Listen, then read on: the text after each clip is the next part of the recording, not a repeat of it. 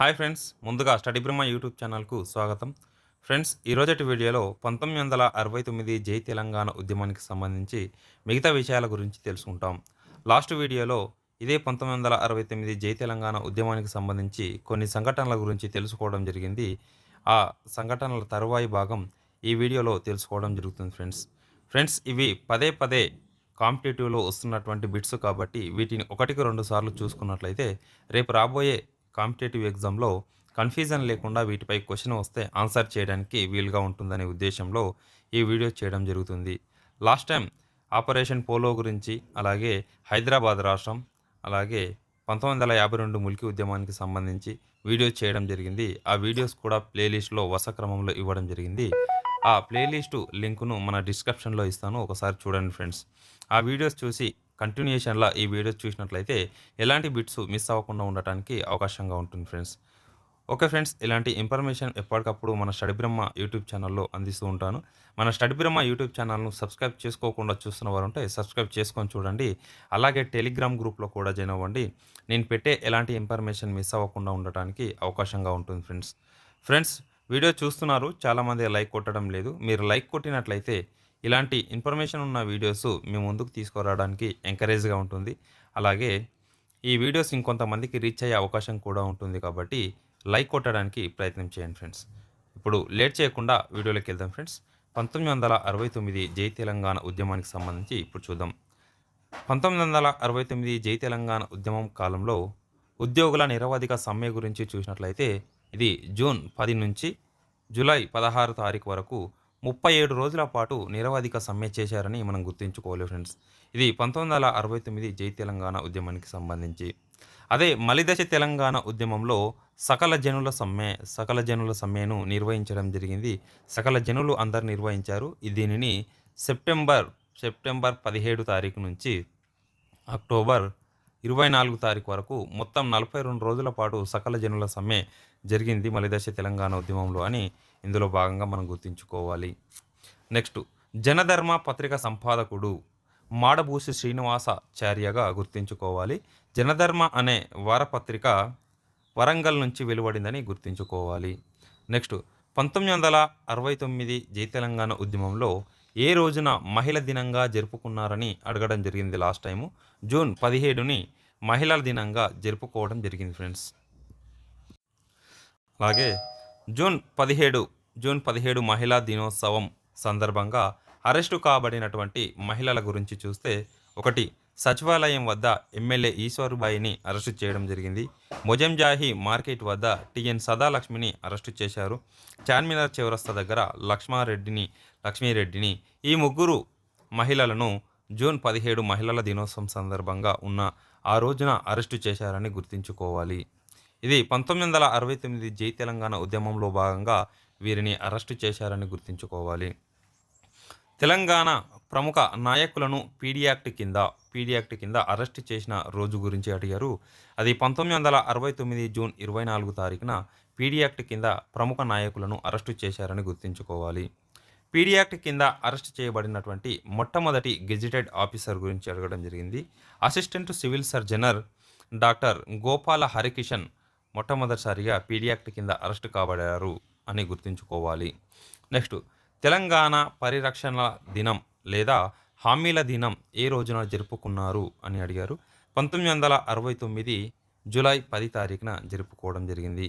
అలాగే Telangana flag day లేదా తెలంగాణ జెండా దినోత్సవంగా ఏ రోజున జరుపుకున్నారు అంటే 1969 జూలై 12 తారీఖున జరుపుకోవడం జరిగింది.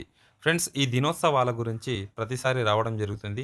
ఇటువైపు దినం ఇచ్చి ఇటువైపు తేదీలను ఇచ్చి గుర్తించమనే ఓరియంటేషన్లో క్వశ్చన్స్ వస్తున్నాయి కాబట్టి వీటిని ఎక్కువగా గుర్తుంచుకోవాలి ఫ్రెండ్స్. నెక్స్ట్, 1969 జూలై 25 తారీఖున తెలంగాణ రాష్ట్ర ఏర్పాటు కోసం రెఫరెండం నిర్వహించాలని లోక్సభలో ప్రైవేటు బిల్లును ప్రవేశపెట్టినటువంటి వ్యక్తి ఎంపీ పండిట్ నారాయణ రెడ్డిగా మనం గుర్తుంచుకోవాలి. 1969 ఉద్యమ కాలంలో స్టడీ అండ్ స్ట్రగుల్ అన్న నినాదం ఇచ్చినటువంటి వ్యక్తి కొల్లూరు చిరంజీవిగా మనం గుర్తుంచుకోవాలి. Kolluru Chiranjeevi study and struggle అన్న నినాదం ఇవ్వడం జరిగింది. అలాగే శ్రీధర్ రెడ్డి చూస్తే క్విట్ తెలంగాణ అని ఇవ్వడం జరిగింది. అలాగే కేవీ రంగారెడ్డి గులంకి జిందగీ సే మౌత్ హచ్చి హే అన్న నినాదం ఇవ్వడం జరిగింది. ఇలా నినాదాలు ఇచ్చిన వ్యక్తులను ఒక చోట మనం గుర్తు చేసుకున్నట్టయితే వీటిని మర్చిపోకుండా రేపు కాంపిటీటివ్‌లో వచ్చినప్పుడు కన్‌ఫ్యూజన్ లేకుండా ఆన్సర్ చేయడానికి వీలుగా ఉంటుందనే ఉద్దేశంలో వీటిని చెప్పడం జరుగుతుంది ఫ్రెండ్స్. నెక్స్టు తెలంగాణ ప్రజా సమితి అధ్యక్షుడిగా పనిచేసినటువంటి వ్యక్తులు చూస్తే ఒకటి అనంతల మదన్ మోహన్. ఈ అనంతల మదన్ మోహనే తెలంగాణ ప్రజా సమితిని స్థాపించడం జరిగింది. మొదటగా తెలంగాణ పీపుల్స్ కన్వెన్షన్ అనే సంస్థగా ఏర్పాటు చేస్తే అది కాస్త కొన్ని రోజులకు తెలంగాణ ప్రజా సమితి అనే రాజకీయ పార్టీగా అవతరించిందని గుర్తుంచుకోవాలి. రెండవ అధ్యక్షులు ఎస్‌బి గిరి, అలాగే మూడవ అధ్యక్షులు టిఎన్ సదాలక్ష్మి వ్యవహరించారు. నాలుగవ అధ్యక్షులుగా మర్రి చెన్నారెడ్డి వ్యవహరించడం జరిగింది. ఈ మర్రి చెన్నారెడ్డి కాలంలోనే తెలంగాణ ప్రజా సమితిని కాంగ్రెస్ పార్టీలో విలీనం చేశారని గుర్తుంచుకోవాలి. మరలా ఈ తెలంగాణ ప్రజా సమితిని 1987లో భూపతి కృష్ణమూర్తి అనే వ్యక్తి పునరుద్ధరించారని గుర్తుంచుకోవాలి. తెలంగాణ యునైటెడ్ ఫ్రంట్‌ని ఎమ్మెల్యేల కమిటీని ఏర్పాటు చేసినటువంటి వ్యక్తి వల్లూరి సుబ్బారాజుగా గుర్తుంచుకోవాలి. తెలంగాణ ప్రజా సమితి మొదటి ఏ పేరుతో ఏర్పడింది అని అడిగారు. తెలంగాణ పీపుల్స్ కన్వెన్షన్, ఇదివరకు చెప్పాను ఫ్రెండ్స్. తెలంగాణ పీపుల్స్ కన్వెన్షన్ అనే పేరుతో ఏర్పాటు చేయబడింది. ఇది తెలంగాణ ప్రజల సంఘం. నెక్స్ట్ తెలంగాణ ప్రజా సమితి ఏ రోజున రాజకీయ పార్టీగా అవతరించింది అని అడిగారు. 1970 జూలై 23 తారీఖున రాజకీయ పార్టీగా అవతరించడం జరిగింది. తెలంగాణ ప్రజా సమితి ఎన్నికల గుర్తు శిల్కపార గుర్తుతో పోటీ చేయడం జరిగింది. తెలంగాణ ప్రజా సమితి ఏ ఉప ఎన్నికల్లో విజయం సాధించిందంటే ఖైరతాబాద్లోని ఉప ఎన్నికల్లో విజయం సాధించింది. అలాగే సిద్దిపేట శాసనసభ ఎన్నికలు. ఖైరతాబాద్ ఉప ఎన్నికల్లో ఎమ్మెల్యేగా విజయం సాధించినటువంటి వ్యక్తి నాగం కృష్ణారావుగా మనం చూస్తాం. నెక్స్ట్ సిద్దిపేట ఉప ఎన్నికల్లో ఎమ్మెల్యేగా విజయం సాధించినటువంటి వ్యక్తి అంతల మదన్ మోహన్. ఈయన టీపీఎస్ను ప్రారంభించినటువంటి వ్యక్తి అంతల మదన్ మోహన్. శాసన మండలి ఎన్నికల్లో విజయం సాధించినటువంటి వ్యక్తులు చూస్తే హైదరాబాద్ నుండి వెంకట్ రామరెడ్డి, అలాగే మహబూబ్ నగర్ నుండి పి నర్సారెడ్డి, అలాగే మెదక్ ప్రాంతం నుంచి సౌరా లక్ష్మారెడ్డి. ఈ ముగ్గురు వ్యక్తులు తెలంగాణ ప్రజా సమితి తరపు నుంచి శాసన మండలిలో ఎన్నికల్లో పోటీ చేసి గెలవడం జరిగింది. ఎమ్మెల్సీలుగా వీరు విజయం సాధించడం జరిగింది. నెక్స్ట్ 1971లో జరిగిన లోక్సభ ఎన్నికల్లో టీపీఎస్ ఎన్ని స్థానాల్లో విజయం సాధించింది అని అడిగారు. ఇది 14 స్థానాల్లో పోటీ చేస్తే 10 స్థానాలు విజయం సాధించిందని మనం గుర్తుంచుకోవాలి. టీపీఎస్ ఏ రోజున కాంగ్రెస్లో విలీనం అయిందని అడిగారు. 1971 సెప్టెంబర్ 18 తారీఖున మర్రి చెన్నారెడ్డి కాంగ్రెస్ పార్టీలో విలీనం చేశారని గుర్తుంచుకోవాలి. 1969 జై తెలంగాణ ఉద్యమం కారణంగా ముఖ్యమంత్రి పదవిని కోల్పోయినటువంటి వ్యక్తి కాసు బ్రహ్మానందరెడ్డి. అదే 1972 జై ఆంధ్ర ఉద్యమం కారణంగా సీఎం పదవిని కోల్పోయినటువంటి వ్యక్తి పివి నరసింహారావుగా మనం చూడడం జరుగుతుంది. ఈ 1969 జై తెలంగాణ ఉద్యమంలో సీఎం పదవి కోల్పోయినటువంటి వ్యక్తి కాసు బ్రహ్మానందరెడ్డి కాగా, జై ఆంధ్ర ఉద్యమంలో సీఎం పదవి కోల్పోయినటువంటి వ్యక్తి పివి నరసింహారావుగా మనం చూడడం జరుగుతుంది. నెక్స్ట్ ముఖ్యమంత్రిగా పివి నరసింహారావు పదవీ కాలం చూసినట్లయితే 1971 సెప్టెంబర్ 30 తారీఖు నుంచి 1973 జనవరి 18 తారీఖు వరకు ఈయన పదవీ కాలం ఉంటుంది. అలాగే 1973 జనవరి 18 తారీఖు నుంచి రాష్ట్రపతి పాలన విధించారని గుర్తుంచుకోవాలి. సంపూర్ణ తెలంగాణ సమితిని ప్రారంభించినటువంటి వ్యక్తి దుచ్చెర్ల సత్యనారాయణగా మనం గుర్తుంచుకోవాలి. తెలంగాణ ప్రజా పరిషత్ అనే పార్టీని ఏర్పాటు చేసింది జగన్మోహన్ రెడ్డి. నెక్స్ట్ చూద్దాం ఫ్రెండ్స్. జై ఆంధ్ర ఉద్యమం ప్రారంభం కావడానికి గల కారణాల గురించి చూస్తే ఒకటి 1972 అక్టోబర్ 3 తారీఖున జీవో నెంబర్ 36 సరైనదే అని సుప్రీంకోర్టు ప్రధాన న్యాయమూర్తి సిక్రీ నేతృత్వంలో తీర్పు రావడం జరిగింది. ఈ తీర్పు ముల్కి నిబంధనలు రాజ్యాంగబద్ధమే అని తీర్పు రావడం జరిగింది. ఇదొక కారణం. రెండవది చూస్తే పివి నరసింహారావు ప్రవేశపెట్టినటువంటి భూ సంస్కరణల చట్టం. ఈ కారణాల చేత జయాంధ్ర ఉద్యమం ప్రారంభమైందని గుర్తుంచుకోవచ్చు. నెక్స్ట్ జయాంధ్ర ఉద్యమం సందర్భంగా ఏర్పడినటువంటి సంస్థల గురించి చూస్తే ప్రజా పరిషత్ సర్దార్ గౌతు లచ్చన్న, అలాగే ఆంధ్ర సేన్ మదల జానకి జానకీరామ్, అలాగే జై ఆంధ్ర ఫ్రంట్ సర్దార్ గౌతులచ్చన్నగా ఇలాంటి సంస్థలు ఉన్నాయి. జయాంధ్ర ఉద్యమానికి నాయకత్వం వహించింది ఎవరు అని అడిగారు. కాకాని వెంకటరత్నం, అలాగే బివి సుబ్బారెడ్డి, అలాగే వసంత నాగేశ్వరరావు లాంటి వ్యక్తులు ఈ జయాంధ్ర ఉద్యమానికి నాయకత్వం వహించారు. నెక్స్ట్, జయాంధ్ర ఉద్యమం కాలంలో ఉద్యోగుల సమ్మె ఏ రోజు నుంచి ఏ రోజు వరకు కొనసాగింది అని అడగడం జరిగింది. ఇది 1969 జై తెలంగాణ ఉద్యమంలో కూడా ఉద్యోగుల సమ్మె జరిగింది. అలాగే జయాంధ్ర ఉద్యమంలో కూడా ఉద్యోగుల సమ్మె జరగడం జరిగింది. అది చూస్తే 1972 డిసెంబర్ 7 తారీఖు నుంచి 1973 డిసెంబర్ 25 తారీఖు వరకు, అంటే 108 రోజుల పాటు ఉద్యోగుల యొక్క సమ్మె జరిగిందని గుర్తుంచుకోవాలి. జై ఆంధ్ర ఉద్యమం సందర్భంగా అరెస్టు చేయబడినటువంటి ఏపీ ఎన్‌జీఓ నాయకుడు చూస్తే రామకృష్ణారావుగా మనం గుర్తుంచుకోవాలి. నెక్స్ట్, జయాంధ్ర ఉద్యమం జయాంధ్ర ఉద్యమం సందర్భంగా ముఖ్యమంత్రి పదవిని కోల్పోయినటువంటి వ్యక్తి పివి నరసింహారావుగా ఇదివరకు తెలుసుకోవడం జరిగింది. జయాంధ్ర ఉద్యమం సందర్భంగా కేంద్ర మంత్రి పదవులు పొందినటువంటి వ్యక్తులు చూస్తే ఆంధ్ర ప్రాంతం నుంచి కొత్త రాఘవయ్య, అలాగే తెలంగాణ ప్రాంతం నుంచి జి వెంకటస్వామి జైన్, ఈ వ్యక్తులు కేంద్ర మంత్రి పదవులను పొందడం జరిగింది. జయాంధ్ర ఉద్యమం సందర్భంగా ఏ రోజు నుంచి ఏ రోజు వరకు రాష్ట్రపతి పాలన విధించారని అడిగారు. 1973 జనవరి 18 వరకు పివి నరసింహారావు కాలం ఉంటే, ఈ జనవరి 18 నుంచి 1973 డిసెంబర్ 10 తారీఖు వరకు రాష్ట్రపతి పాలన విధించారని గుర్తుంచుకోవాలి. నెక్స్ట్ చూసినట్లయితే జయాంధ్ర ఉద్యమం కాలంలో గవర్నర్ చూస్తే ఖండూబాయ్ దేశాయ్‌గా మనం గుర్తుంచుకోవాలి. జయాంధ్ర ఉద్యమం ప్రభావం తగ్గించడానికి ప్రవేశపెట్టిన పథకాలు చూస్తే, ఒకటి 6 సూత్రాల పథకం, మరియు రెండవది 5 సూత్రాల పథకం మరియు 6 సూత్రాల పథకం. ఈ 2 పథకాలను జయాంధ్ర ఉద్యమం ప్రభావం తగ్గించడానికి ప్రవేశపెట్టారని గుర్తుంచుకోవాలి. అదే జై తెలంగాణ ఉద్యమం ప్రభావం తగ్గించడానికి 8 సూత్రాల పథకాన్ని ప్రవేశపెట్టారని గుర్తుంచుకోవాలి. రాష్ట్రపతి పాలనా కాలంలో ప్రత్యేక అధికారులుగా పనిచేసినటువంటి వ్యక్తులు చూస్తే హెచ్‌సి షెరిన్, అలాగే వివి రావు లాంటి వ్యక్తులు రాష్ట్రపతి పాలనా కాలంలో ప్రత్యేక అధికారులుగా ఉన్నారు. 8, 5, 6 సూత్రాల పథకాలను ప్రవేశపెట్టినటువంటి ప్రధానమంత్రి ఇందిరాగాంధీగా మనం గుర్తుంచుకోవాలి. ఇది లాస్ట్ టైం బిట్టు రావడం జరిగింది ఫ్రెండ్స్. 8 సూత్రాల పథకం ఏ రోజున ప్రవేశపెట్టారంటే అది 1969 ఏప్రిల్ 11 తారీఖున. 5 సూత్రాల పథకం ప్రవేశపెట్టినది 1972 నవంబర్ 27. అలాగే 6 సూత్రాల పథకాన్ని ప్రవేశపెట్టినది 1973 సెప్టెంబర్ 21. ఈ 3 సూత్రాలను ముఖ్యంగా గుర్తుంచుకోవాలి ఫ్రెండ్స్. 6 సూత్రాల పథకాన్ని ఎన్నో రాజ్యాంగ సవరణ ద్వారా పార్లమెంట్లో ఆమోదం పొందిందంటే 32వ రాజ్యాంగ సవరణ ద్వారా రాజ్యాంగాన్ని సవరించి రాజ్యాంగంలో 371 అని రాష్ట్రపతి ఉత్తర్వు అనే పేరుతో పొందుపరచడం జరిగింది. ఆర్టికల్ 371 పొందుపరిచారని మనం గుర్తుంచుకోవాలి. నెక్స్ట్, 6 సూత్రాల పథకం లేదా 371 రాష్ట్రపతి ఉత్తర్వులు ఏ రోజున పార్లమెంటులో ఆమోదం తెలిపారు అని అడగడం జరిగింది. 1974 మే 3 తారీఖున ఆమోదం పొందింది. రాష్ట్రపతి ఉత్తర్వులు అయినటువంటి 371 పొందుపరిచినటువంటి 6 సూత్రాల పథకానికి సంబంధించి అమలు చేయడానికి విధించినటువంటి జీవో చూస్తే, ఇది కేంద్ర ప్రభుత్వం విధించిన జీవో 524 అనే జీవోను విధించడం జరిగింది. ఈ 524 అనే జీవోను 1975 అక్టోబర్ 20 తారీఖున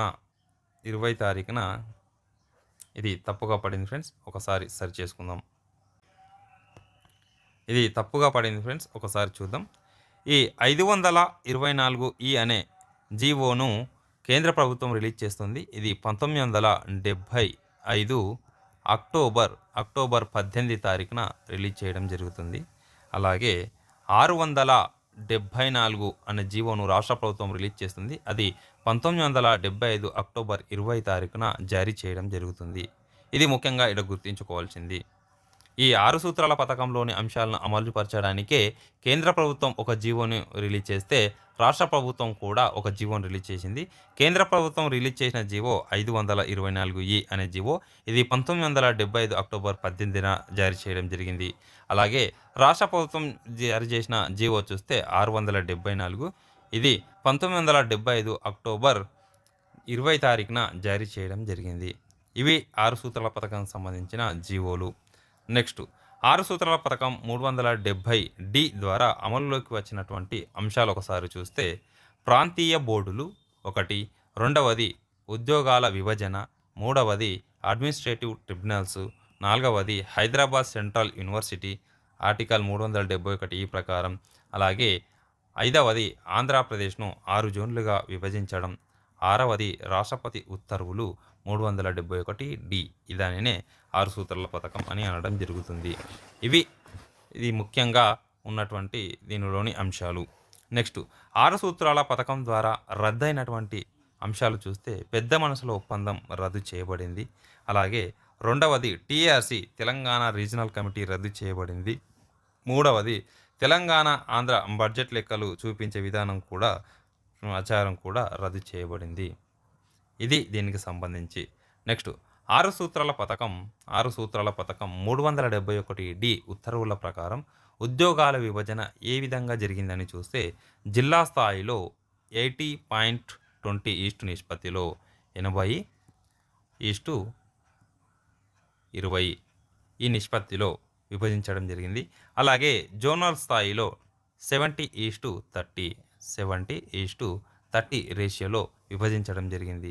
అలాగే మల్టీ జోనల్ స్థాయిలో 60:40 రేషియోలో ఈ ఉద్యోగాలను విభజించారని గుర్తుంచుకోవాలి. ఇవి మూడవది చూస్తే, మల్టీ జోనల్లో నిర్ణీత గెజిటెడ్ స్థాయి ఉద్యోగాలు ఉంటాయని మనం గుర్తుంచుకోవాలి. పివి నరసింహారావు జీవిత చరిత్ర ఆధారంగా రాయబడిన ఆఫ్లైన్ అన్న గ్రంథాన్ని రాసినది వినయ్ సీతాపతిగా మనం గుర్తుంచుకోవాలి. నెక్స్ట్